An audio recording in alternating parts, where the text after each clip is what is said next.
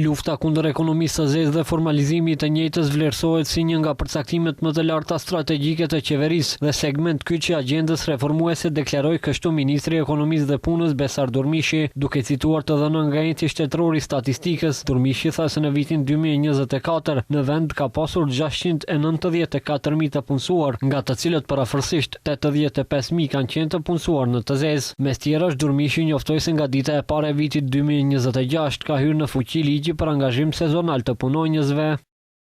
Ligji mundëson angazhimin me punë të punësuarve, të papunëve, studentëve, nxënësve dhe pensionistëve, pa e humbur me këtë rast të drejtat e tyre deri më tani të cilat i kanë pasur.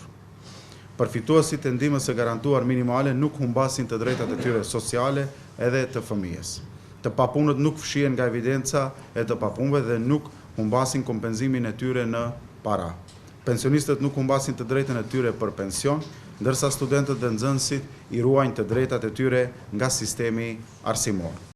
Sipas njoftimit, në fazën e parë janë përfshirë veprimtaritë, ku ekonomia e zezë është më e theksuar, si bujqësia, pylltaria, peshkimi, objektet akomoduese, veprimtaritë e shërbimit të ushqimit dhe veprimtaritë për anëvisri. Sipas analizave të bëra me zbatimin e ligjit, pritet formalizimi i deri në 12.000 punëtor sezonal në bujqësi dhe rreth 5.400 punëtor të palajmëruar në turizëm, hoteleri dhe shërbimet. Respektivisht përfshirja e përgjithshme është në total rreth 17.400 punëtor.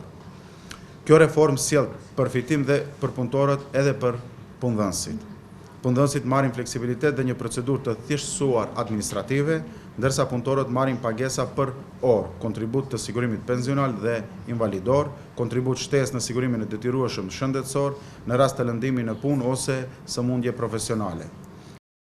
Në përmbyllje, Durmishi rikujtoi se nga 1 janari ka hyrë në fuqi edhe ligji për mbështetje financiare të investimeve, i cili së bashku me masat e tjera do të zbatohet paralelisht për të luftuar ekonominë e zezë dhe për të forcuar ekonominë informale. Ai theksoi se ky kombinim ligjor krijon një klimë më të qëndrueshme dhe të parashikueshme afariste, duke nxitur investimet, hapjen e vendeve të reja formale të punës dhe rritjen e sigurisë për punëtorët.